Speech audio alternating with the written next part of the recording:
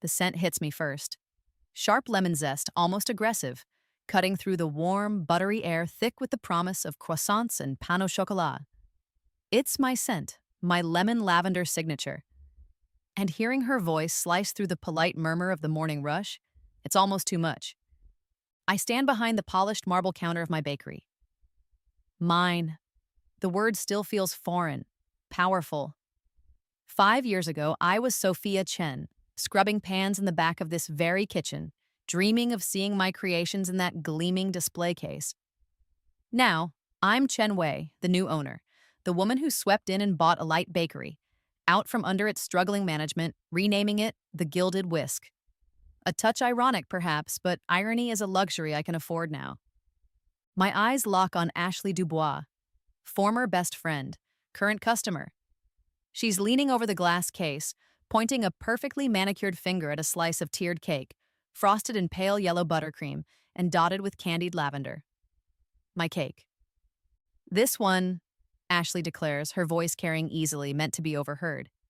She turns to the woman beside her, someone I don't recognize, blonde and draped in beige cashmere. Honestly, Belinda, their lemon lavender cake is divine. A bit homespun for elite's old standards, maybe? But surprisingly good. You simply must try it. Homespun. The word lands like a slap. The same condescending tone she used 5 years ago when I'd excitedly shown her the first successful test batch, the one I'd poured my soul into perfecting. It's cute, Soph, she'd said then, picking a stray lavender bud off the frosting. Very rustic.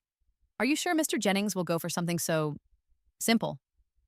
Mr. Jennings, Marcus Jennings, my old boss, the man who fired me, the man who... A flash, hot and blinding. Smoke stinging my eyes, the acrid smell of burning sugar and something else. Something chemical. Flames licking at the wooden shelves, consuming my worn recipe book, my life's work. Shouting, sirens fading into darkness. Kitchen fire, tragic accident. Poor Sophia. Accident. Right. An accident facilitated by a stolen recipe book, a ruined reputation, and whispers started by people I trusted. People like Ashley, people like Marcus, people like family. My hand tightens around the handle of the heavy wooden spoon I've been using to stir a pot of simmering pastry cream. My knuckles are white. The smooth, worn wood feels simultaneously grounding and alien in my grip. This body still feels new sometimes. The reflexes not quite mine. The memories layered like phyllo dough, crisp and fragile. Chen Wei's memories, quiet and studious, overlaid with Sophia Chen's fiery, betrayed past. Miss Chen, is everything all right? I jump slightly. Lena, my assistant manager, is looking at me, her brow furrowed with concern. She's young, eager, talented, loyal. Everything I thought Ashley was. Everything I needed 5 years ago. I force a smile, loosening my grip on the spoon. It trembles slightly. Nothing at all, Lena, just remembering an old recipe. I gesture vaguely towards the display case. That lemon lavender seems popular this morning. It's your best seller, Lena beams, ever since that food blogger raved about it last week. Ashley, having secured her slice of homespun cake, turns from the counter. Her eyes, the same cool blue I once found calming, now scan the bakery with an air of proprietary nostalgia. She doesn't recognize me. Of course she doesn't. Sophia Chen died. Chen Wei has different hair, a different way of holding herself, a quiet confidence bought with pain and planning.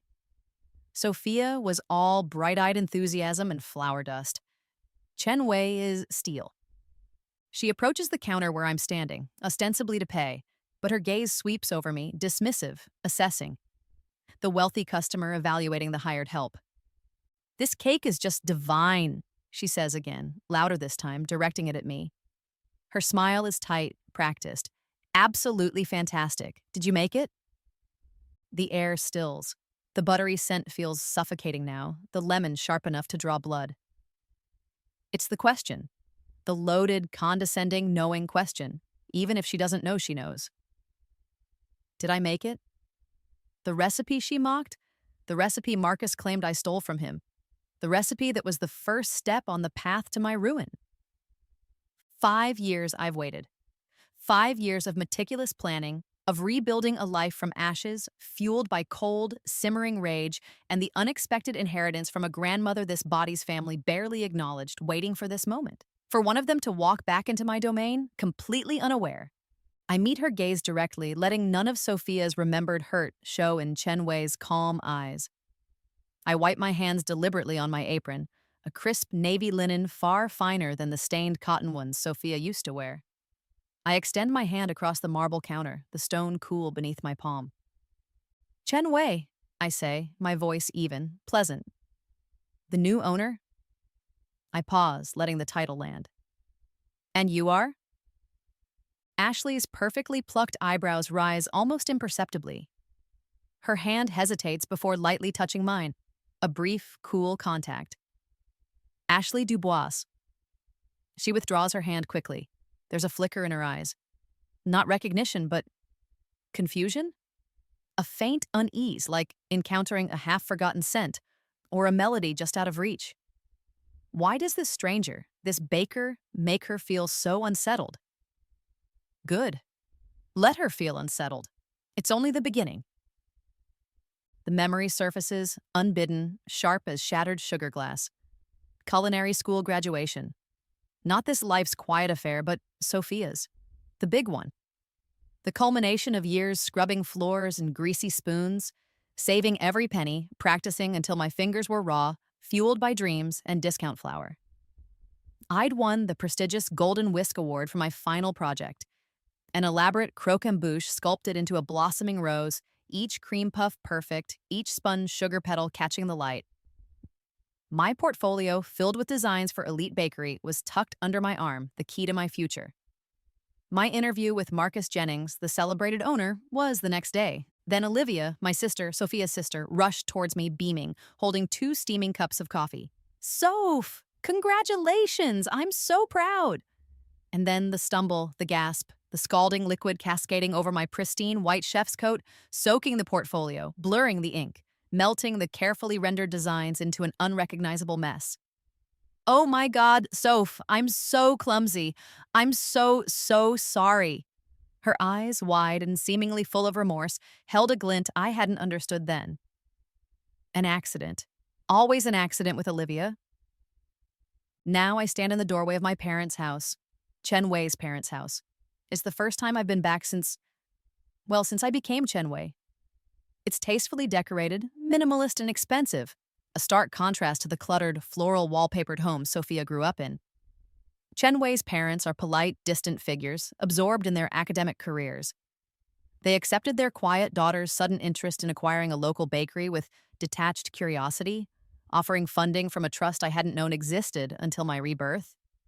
It was Sophia's parents, our parents, who were the problem. Olivia is here. My sister, 5 years older, 5 years prettier in that brittle, lacquered way. She's swirling a glass of white wine, holding court in the center of the living room, regaling Chen Wei's parents with plans for her upcoming wedding. And Marcus, my fiancé, she gushes, oblivious to the way my hand clenches around the doorframe. He owns Jennings Catering. You know, the most prestigious catering company in the city. He's simply brilliant. He's handling everything for the wedding, of course, but we still need the perfect engagement party caterer. She turns her bright, false smile on me. "Oh, Wei, darling, your bakery. I've heard the most amazing things. People are raving." The air thickens. I can almost smell it, my mother's perfume. Not Chen Wei's mother's subtle rosewater, but Sophia's mother's signature scent. Jasmine and bergamot. Sharp, floral, judgmental. The scent that always accompanied pronouncements about Olivia's practical business sense versus Sophia's frivolous baking dreams. Honestly, Sophia, frosting flowers? Olivia is negotiating 6-figure contracts. Try to be a bit more grounded, dear. My stomach tightens into a familiar, icy knot. Even without her physical presence, her influence lingers in Olivia's entitled drawl. And then he walks in. Marcus Jennings. Tall, impeccably dressed, same calculated charm radiating off him like heat from an oven. Older, perhaps a few more silver threads at his temples, but instantly recognizable. My former boss, the man who listened to my ideas in meetings, nodding thoughtfully. only to present them as his own weeks later. The man who accused me of stealing his family recipes, recipes suspiciously similar to the ones in my grandmother's notebook, the one that vanished shortly before the fire. The man who fired me for gross incompetence and intellectual property theft, ruining my reputation before I could even truly begin. The man who then used my signature chocolate tempering technique and my lemon lavender flavor profile to win the national pastry competition 6 months after my death. He smiles warmly at Olivia, kissing her cheek. Then he turns, his gaze sweeping the room, landing on me, no recognition. Why would there be? Sophia Chen is ash and a tragic headline. Chen Wei is just some new bakery owner Olivia wants to hire. Marcus, darling, Olivia chirps, taking his arm possessively. This is Chen Wei, the owner of that divine new bakery, the Gilded Whisk. I was just telling her we'd love for her to cater our engagement party. Marcus extends a hand, his professional smile firmly in place. A pleasure, Miss Chen. Olivia hasn't stopped talking about your lemon cake. His hand is cool, dry, the handshake firm, dismissive. The same handshake that sealed my fate 5 years ago. Sophia, I'm afraid we have to let you go. I maintain eye contact, keeping my own smile serene. The pleasure is all mine, Mr. Jennings. I let my gaze linger, just a fraction too long. Olivia's engagement party sounds lovely. I'd be honored to cater it. I watched the confusion flicker across Marcus's face. He frowned slightly, tilting his head. That faint sense of unease, the same flicker I saw in Ashley's eyes. Good. I deliberately let my gaze drift towards him again as I turned back to Olivia. Your fiancé seems familiar, I mused, tapping a finger against my chin thoughtfully. Haven't we met before, Mr. Jennings? The crystal wineglass in Marcus's hand slips slightly, the pale liquid sloshing near the rim. His smile tightens. I don't believe so, Miss Chen. I think I'd remember. Oh, I bet you would, Marcus. You just don't know it yet. The tasting is set for a Tuesday afternoon, sunlight streaming through the large front window of the Gilded Whisk, illuminating dust motes dancing in the air like powdered sugar. Olivia is fluttering around, exclaiming over miniature versions of my signature desserts. The lemon lavender tartlets, the salted caramel eclairs, the rosewater macarons. Marcus, however, is all business, his eyes sharp, analytical. He tastes methodically, a small frown creasing his brow. He's looking for flaws, for weaknesses, or perhaps for secrets. The caramel in this eclair, he says, pointing with a silver tasting fork. It's exceptional, very smooth, deep flavor, complex. He looks directly at me. An old family recipe? The audacity. My grandmother's caramel, perfected over years, the one he tried to replicate after I was gone, never quite getting the temperature right, according to industry gossip. My caramel? Just something I've worked on, I reply smoothly, offering a demure smile. Olivia is momentarily distracted by Lena bringing out a tray of miniature Black Forest gâteaux. Marcus seizes the opportunity. I see his eyes dart towards the small stack of recipe cards I keep tucked discreetly behind the counter. Notes for my staff, shorthand reminders. While my back is turned, pretending to adjust a display of cookies, I watch his reflection in the polished espresso machine.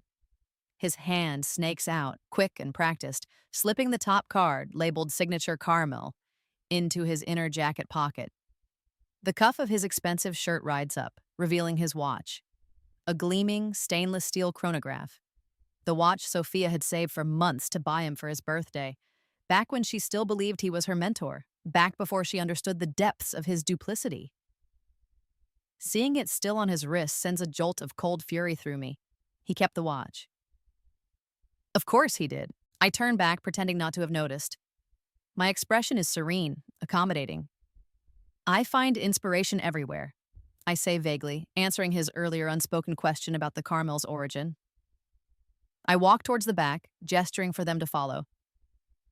While you finish tasting, let me get you some notes on flavor pairings, potential cake designs, perhaps even some basic recipe outlines to help you visualize the full menu. I smile placidly, something to take home. Marcus's composure is flawless. That would be very helpful, Miss Chen. Thank you. He pats his jacket pocket almost unconsciously. He thinks he's won. He thinks he's just stolen the key to my success, the secret to the caramel that elevates my pastries above the competition, above his catering company's increasingly stale offerings. He has no idea. The recipe card he pocketed? Not my signature caramel. It's a carefully crafted fake. The ingredients are subtly wrong, the temperature's skewed just enough, the instructions misleading. It looks convincing, but anyone attempting to follow it will end up with a grainy, separated, unusable mess. Classic crystallization failure, a beginner's mistake, but one cleverly induced by my altered instructions. And the take-home cake box Lena is packing for them, filled with samples. Nestled amongst the miniature eclairs and tartlets is a decorative sugar flower, a delicate white peony. Embedded within its intricate petals is a tiny, heat-resistant camera lens, currently transmitting a clear audio-visual feed directly to my encrypted laptop in the back office. Let the show begin. Later that evening, curled up on the plush sofa in my apartment above the bakery, I watched the live stream. Marcus is in his state-of-the-art catering kitchen, the stainless steel gleaming under harsh fluorescent lights. He's attempting to recreate my caramel, clearly planning to use it for an important client presentation tomorrow. I overheard him mentioning it to Olivia during the tasting. Restaurant investors, he'd said. A big contract. He follows the stolen recipe meticulously. I watch him measure the sugar, the water, the butter, all slightly off, thanks to my doctored instructions. He heats the mixture, watching the thermometer intently. He's confident, arrogant even. He thinks he's got this.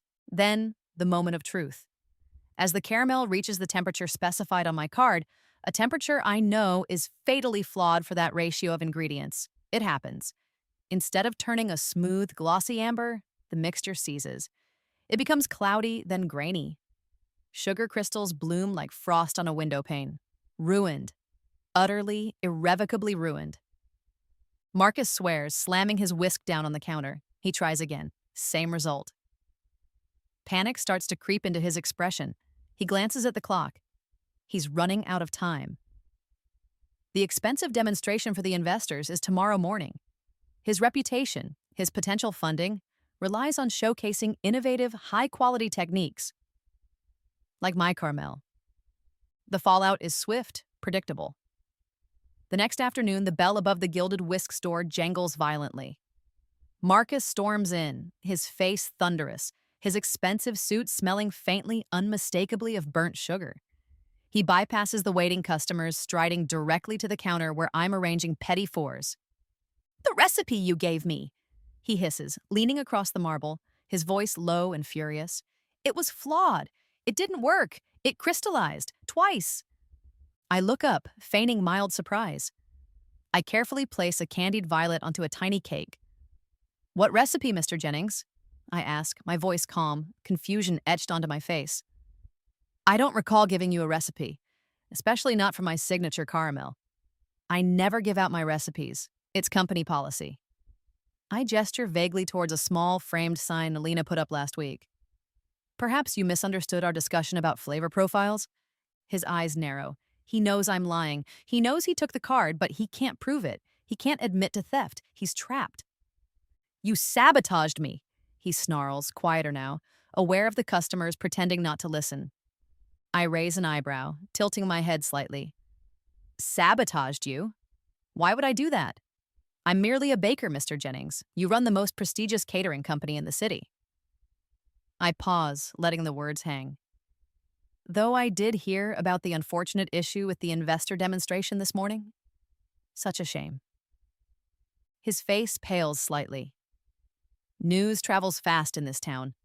The security camera in the corner, identical to the one that recorded his theft yesterday, blinks silently, its little red light a steady, unwavering eye. He pushes himself away from the counter, defeated for now. He turns to leave, then pauses at the door, his hand on the handle. He looks back at me, his eyes narrowed in frustrated suspicion. "You remind me of someone?" he says slowly, the words sharp despite their softness. "Someone I used to know. Someone who understood caramel. The way you do." My heart hammers against my ribs. A single frantic beat. How close is he? Does some part of him, buried beneath the arrogance and deceit, recognize the ghost of Sophia Chen standing before him? I force my expression to remain impassive, merely offering him a polite, questioning smile as he finally turns and leaves, the bell jangling mockingly behind him. A week later, Olivia pushes through the bakery door looking flustered.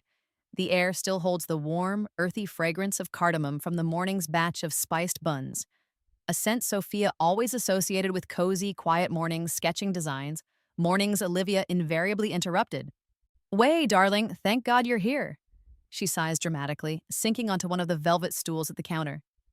She orders a latte, extra foam, then launches into a lament about Marcus's recent business woes. Those investors pulling out was such a blow. He's been impossible to live with. She stirs her coffee vigorously. Honestly, the stress of this wedding is getting to me. She pivots the conversation smoothly, predictably. "Speaking of weddings, I was thinking, your design aesthetic is just so unique, fresh. Maybe we could collaborate on the wedding cake?" She smiles brightly, but her eyes are assessing the leather-bound portfolio lying on the counter beside me. Chen Wei's portfolio, filled with sketches for upcoming commissions, including several innovative wedding cake designs I've been developing. My phone buzzes. A supplier confirmation.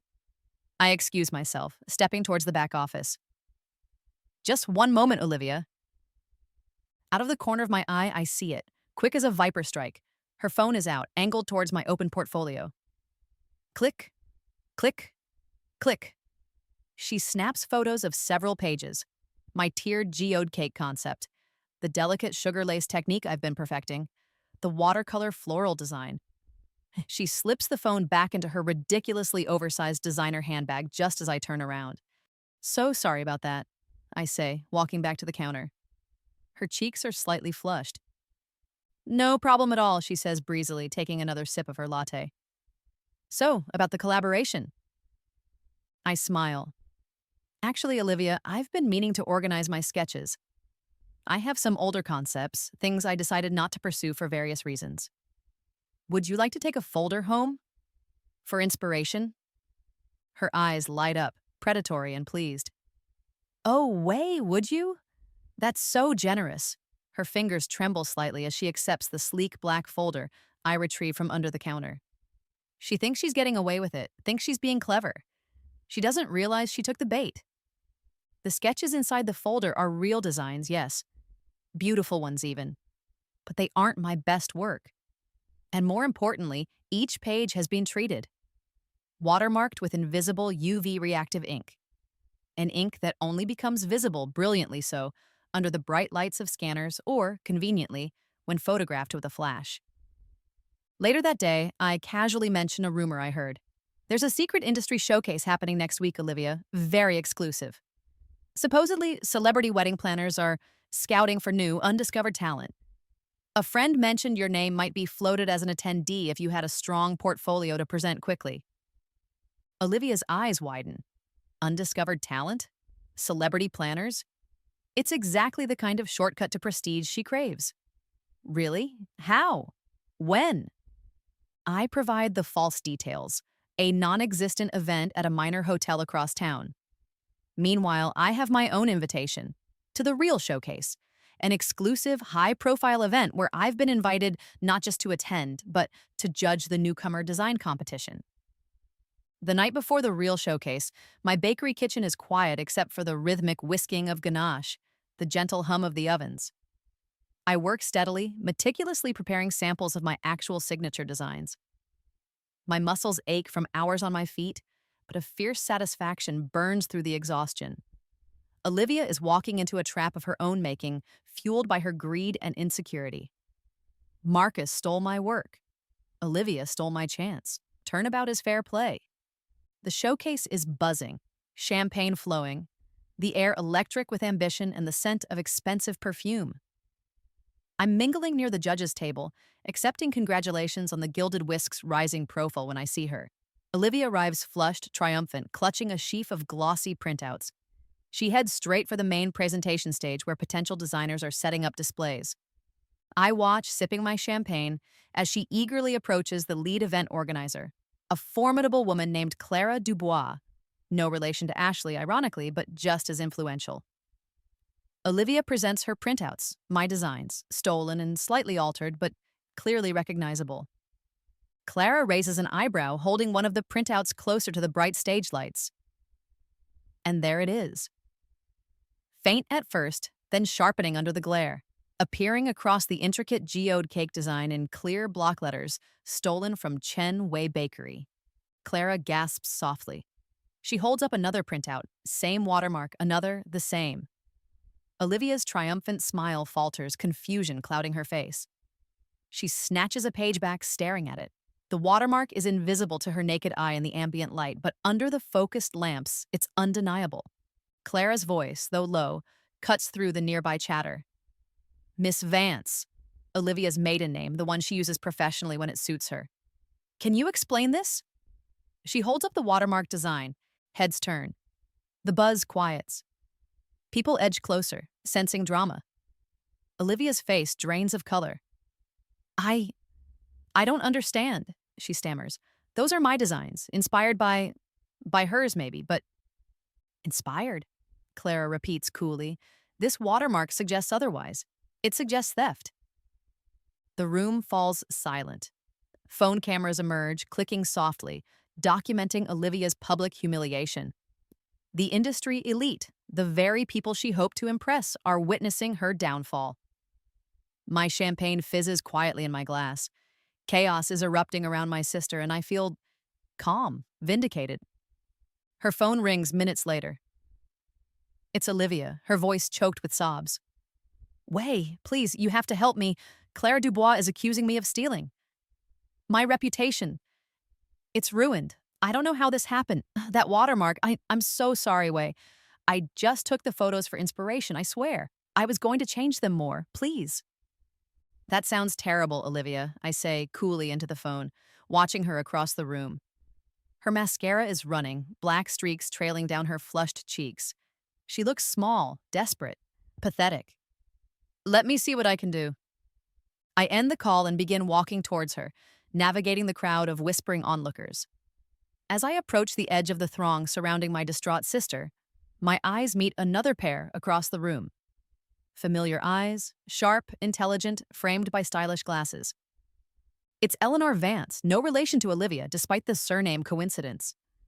Eleanor Vance, Sophia Chen's other best friend from culinary school, the ambitious one, the driven one, the one who disappeared from Sophia's life shortly after the fire, only to reemerge a year later as E.V. Starr, the city's most feared and respected food critic. Her gaze holds mine for a beat too long. There's recognition there, I'm almost sure of it. But not of Chen Wei, the baker. Is it possible? Could she somehow, impossibly, see the ghost of Sophia Chen looking back at her? My carefully constructed composure wavers, just for a second. The letter arrives on crisp, heavy bond paper, the return address embossed in gold. The National Pastry Guild. My hands tremble slightly as I slice open the envelope with a palette knife.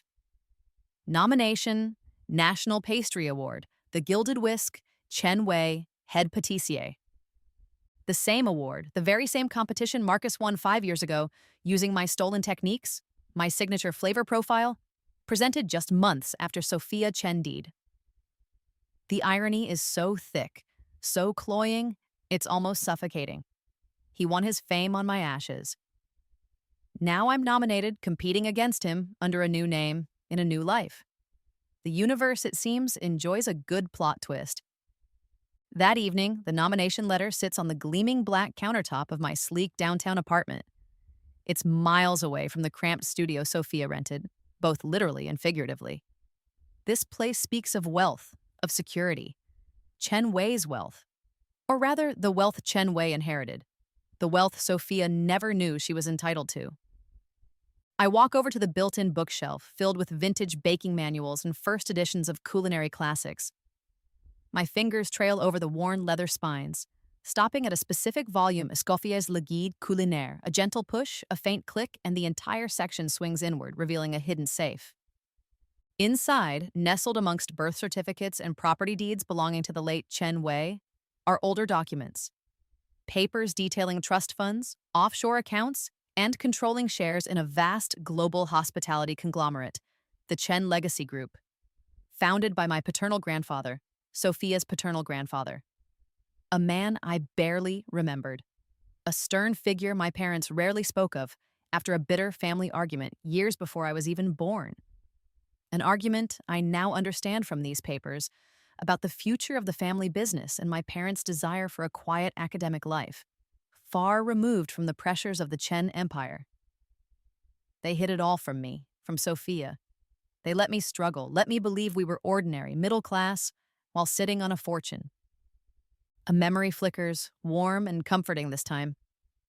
Me, maybe 6 or 7 years old, perched on a stool in a large, unfamiliar kitchen. My grandfather, smelling of vanilla and old books, patiently showing me how to fold egg whites into batter. "Gentle, Sophia," he'd murmured, his large hand guiding mine. "Baking is like building anything important. It requires patience, precision, and a strong foundation." He'd gestured around the grand house. This, this is our family's foundation. Built on hard work, vision, legacy. Never forget that, little phoenix. Little Phoenix. Had he known?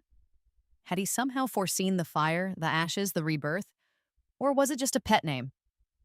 The documents offer no answers, only assets. Assets that include, amongst countless hotels and resorts worldwide, a certain commercial property portfolio, including the building that houses Marcus Jennings's prestigious catering company headquarters. He pays rent to me, or rather, to the conglomerate I now effectively control. The pieces click into place, sharp and satisfying. My path forward is clear. It's time to stop playing small, hiding behind the identity of Chen Wei, the quiet baker. It's time for Sophia Chen's Phoenix to truly rise. I pick up my phone, the crystal paperweight on my desk catching the sunset's glow, casting rainbow patterns across my meticulously crafted business plan. I dial a number stored deep in the Chen legacy files, my grandfather's notoriously sharp former right-hand man, now semi-retired but still fiercely loyal to the old man's memory. "Mr. Zhao," I say, my voice steady, imbued with a newfound authority. "This is Chen Wei, or perhaps you'd know me better by my birth name. Sophia Chen, my grandfather's granddaughter. It seems I have a birthright to claim." I pause, letting the silence stretch. "The Chen name might not mean anything to this town yet," I continue, my voice hardening, "but it will." 2 weeks later, invitations go out. Thick cream cardstock, elegant calligraphy, scented faintly with lemon and lavender. "You are cordially invited to the grand reopening and rebranding celebration of the Gilded Whisk, now proudly part of the Chen Hospitality Group." I send them to everyone: Ashley, Olivia, Marcus, my parents, Sophia's parents, even Eleanor Vance, the food critic. Let them all come. Let them witness the unveiling. The night of the event, the bakery is transformed. Soft lighting, champagne flowing, a string quartet playing softly in the corner. The air buzzes with anticipation, with the clinking of glasses and murmured speculation. My villain circle arrives one by one. Ashley, curious and slightly wary. Olivia, subdued since her showcase disaster, clinging nervously to Marcus's arm. Marcus, projecting confidence, but his eyes darting around, assessing the unexpected display of wealth. And my parents, looking bewildered, out of place amidst the city's elite who have turned out for the rumored connection to the powerful, mysterious Chen legacy group. I wait until the room is full, until the champagne has flowed freely, until the anticipation is palpable. Then, I step onto the small, temporary stage set up near the entrance, Lena handing me a microphone. "Good evening, everyone," I begin, my voice clear, amplified slightly. "Thank you all for coming." I smile, a slow, deliberate curve of my lips. "Many of you know me as Chen Wei, the owner of the Gilded Whisk." I pause. "But tonight marks a new chapter. Not just for this bakery, but for me." I take a breath. Some of you may have heard whispers of the Chen Legacy Group, a name perhaps more familiar in international finance than in local patisseries. Murmurs ripple through the crowd. Marcus shifts uncomfortably. My mother looks confused. "My grandfather founded that group," I continue, my voice ringing with newfound strength. "A legacy my parents chose to distance themselves from. A legacy they hid from their daughter." I look directly at my parents now, their faces paling. My birth name is not Chen Wei, it is Sophia Chen. A collective gasp. Silence descends, thick and heavy. Champagne flutes clink awkwardly. My mother's hand flies to her mouth, her eyes wide with disbelief, then dawning horror. Recognition finally flickers, sharp and painful. Your eyes, she whispers, the sound barely audible but carrying in the sudden hush. You have your grandfather's eyes. She drops her champagne glass. It shatters on the polished floor, the sound echoing the breaking of carefully constructed lies. Marcus pushes forward, his face contorted with shock and disbelief. No, that's impossible, he sputters, pointing a shaking finger at me. Sophia Chen is dead. She died in that kitchen fire 5 years ago. The room erupts in whispers, heads turning, staring. All eyes are on me. I meet Marcus's panicked gaze, holding it steadily. I allow a small, enigmatic smile to play on my lips. Did she? I ask softly, letting the question hang in the supercharged air. Or did she, perhaps, rise from those ashes? The morning after the revelation dawns bright and clear, but the atmosphere inside my office, tucked away behind the bustling bakery floor, is heavy. Flower arrangements crowd every surface, opulent lilies, funereal white roses, extravagant birds of paradise, apology bouquets, guilt offerings. The cloying scent of lilies hangs thick in the air, a bitter reminder of the arrangements sent after Sophia's accident, the ones that choked me with their false sympathy. My assistant, Lena, keeps offering me tea, her eyes wide with a mixture of awe and concern. She knew me as Chen Wei. Sophia Chen, heir to a hospitality empire, is someone entirely new. Olivia arrives first, predictably. Her eyes are red-rimmed, her usual perfect makeup slightly smudged. She wears no jewelry except her engagement ring, but something is different about it. The large, ostentatious diamond Marcus gave her is gone, leaving only the plain gold band. A pawn shop casualty, perhaps, after Marcus's recent financial troubles. Sophia, she begins, her voice thick with tears as she sinks into the chair opposite my mahogany desk. I had no idea about who you really were, about any of it. She twists her hands in her lap. I never meant to hurt you, truly. I was just jealous, always jealous. You had the talent, the passion. Mom and Dad always praised my grades, my sensible choices, but I knew you were the brilliant one.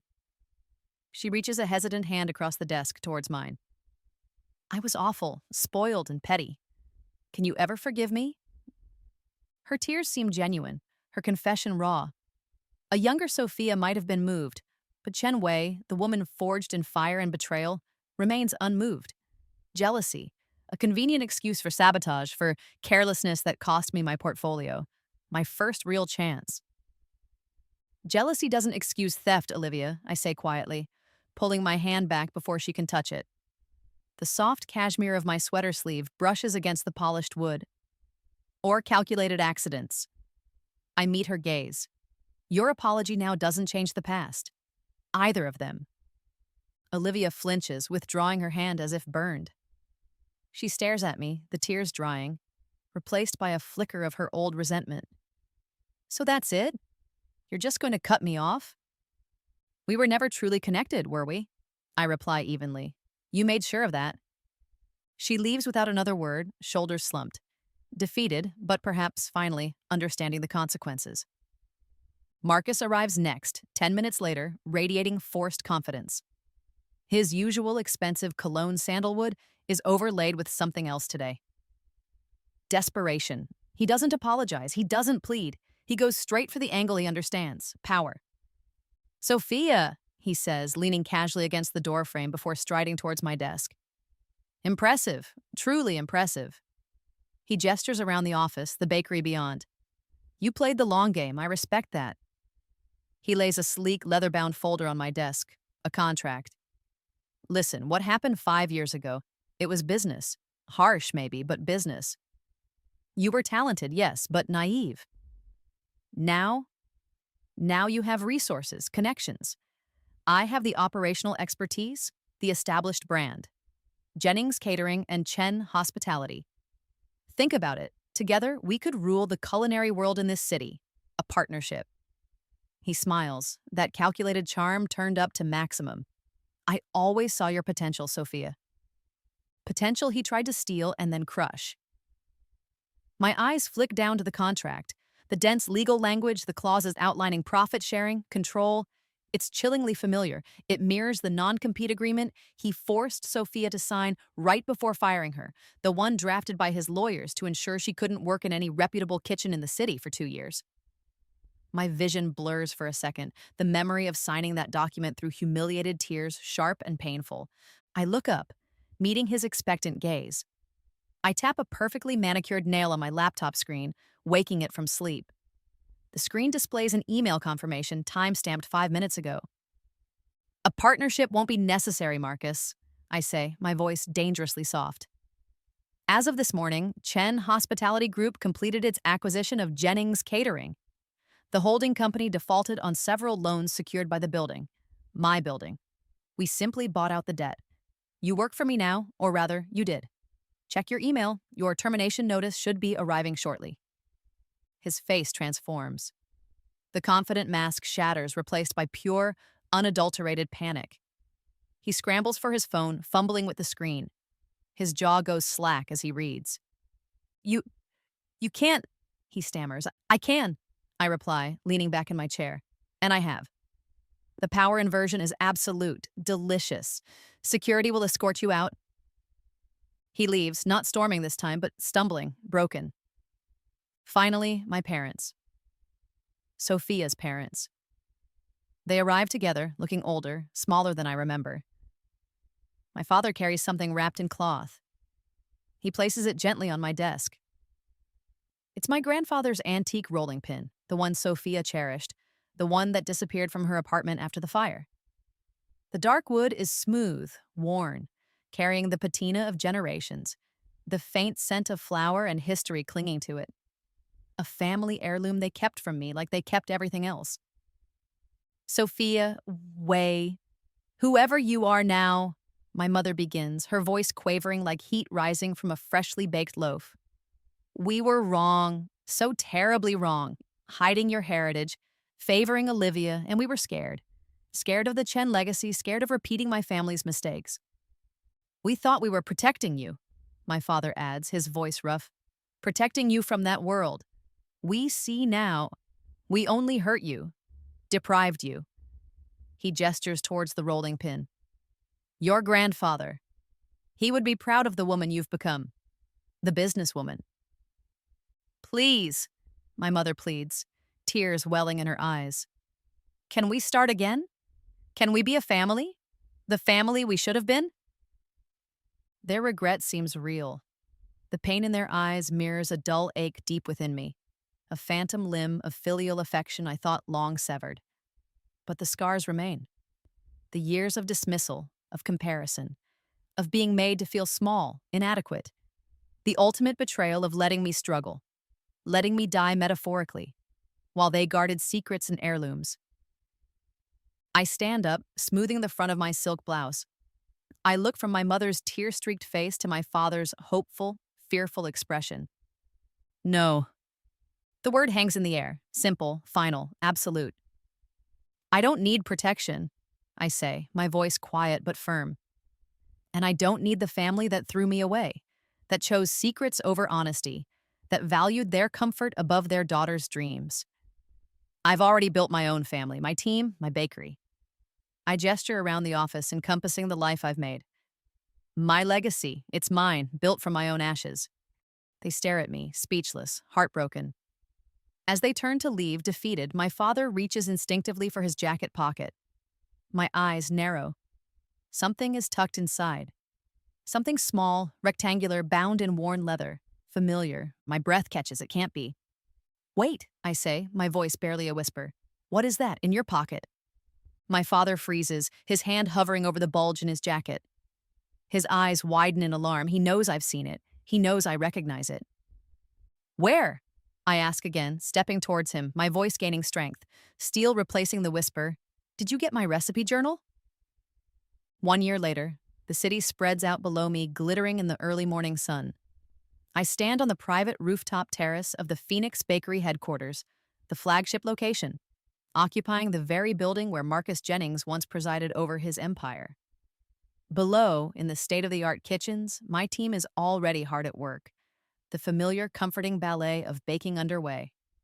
The gentle breeze carries up the mingled scents of the day's first batches: warm cinnamon from the morning buns, rich dark chocolate from the ganache, and always the bright, hopeful fragrance of lemon and lavender. My signature, my survival. The past year has been a reconstruction, not just of a business, but of a self. After the confrontation, my father surrendered the recipe journal. His explanation was weak. He'd found it in the wreckage after the fire, kept it as a memento, never realizing its significance beyond sentimental value. I don't know if I entirely believe him, but retrieving it felt like reclaiming the final stolen piece of Sophia Chen. Holding the worn leather, seeing my own youthful handwriting detailing recipes and dreams, felt like closing a circle. The journal now rests inside a glass case in my office, beside the National Pastry Award I won 6 months ago, beating Marcus's former company, now struggling under new ethical management I appointed. Beside the award sits my grandfather's antique rolling pin, restored and polished, a tangible link to a past I'm still learning to integrate. It's a place of honor, a reminder of where I came from, both the pain and the passion. Today I'm reviewing applications for the Phoenix Culinary Scholarship, a program I established to support underprivileged youth with raw talent and baking dreams, the kind of support Sophia desperately needed. Reading their hopeful, hesitant stories, seeing sketches tucked between application pages, I feel a pang of recognition. So many echo my own past struggles. An invitation sits on my desk, cream cardstock, simpler this time. Olivia is getting married. Not to Marcus. Their engagement dissolved quickly after his company's acquisition and his public disgrace. She's marrying a quiet kindergarten teacher she met volunteering. The wedding is small, low-key, a world away from the lavish affair she'd planned with Marcus. I won't attend. The wounds are too deep, the trust too irrevocably broken. But I decide to send a cake, a simple, elegant white chocolate mousse cake. The enclosed card is brief. Begin again. SC. A small gesture of healing, more for myself perhaps than for her. My phone buzzes. Plans for the 5th Phoenix Bakery location need approval. Seattle this time. The empire is growing, built on the principles Sophia dreamed of: ethical sourcing, fair wages, supporting local farmers, fostering creativity. We focus on quality, on craft, on community. It's everything elite bakery under Marcus pretended to be but never was. It's the Chen legacy, reforged in my own image. Later that afternoon, a young woman arrives for a scholarship interview. She's nervous, clutching a spiral-bound notebook filled with handwritten recipes and sketches. Her eyes are bright, anxious. My family? She begins, then hesitates. They think baking is silly, a waste of time. They mocked my dreams. Her voice trembles slightly, but her chin is firm. The afternoon light catches the determination in her eyes. I feel a jolt, a powerful echo of my past. Ashley's condescending tone, my mother's dismissive sighs, Olivia's careless cruelty. Homespun, frivolous, simple. I reach out and gently take the offered notebook. The pages are filled with passion, with potential. A familiar fire. Let me see what you can create, I say softly, offering her an encouraging smile. Soon, the teaching kitchen adjacent to my office fills with the sounds of whisks against bowls, the gentle hum of stand mixers, the low thrum of convection ovens. I watch her work, guiding her technique, answering her questions, sharing a quiet word of encouragement, mentoring another phoenix, helping her find her wings. As evening approaches, I retreat to the rooftop garden Lena helped me plant. Rows of lavender, lemon balm, mint, rosemary herbs I use daily in my recipes. The setting sun paints the sky in fiery shades of orange, pink, and gold, reflecting off the glass towers of the city. Below, lights begin to twinkle, like scattered sugar crystals on an endless dark frosting. I breathe in the cool night air, fragrant with herbs and distant rain. My hands, though scrubbed clean hours ago, still carry the faint, lingering scent of butter, vanilla, lemon. The ghosts of Sophia's past are quieter now, integrated into the strength of Chen Wei, the power of Sophia Chen, heir and architect of her own life. In this life, I became the baker and the boss, the artist and the businesswoman. I learned that success is built not just on talent, but on resilience. I am the phoenix, risen. I am the fire that forged her. And revenge? Revenge, I discovered, unlike my carefully balanced pastries, is a dish best served cold, methodical, and ultimately left behind in the pursuit of a sweeter future. The best revenge wasn't the downfall of others, but the rebuilding of myself. Stronger, wiser, finally free.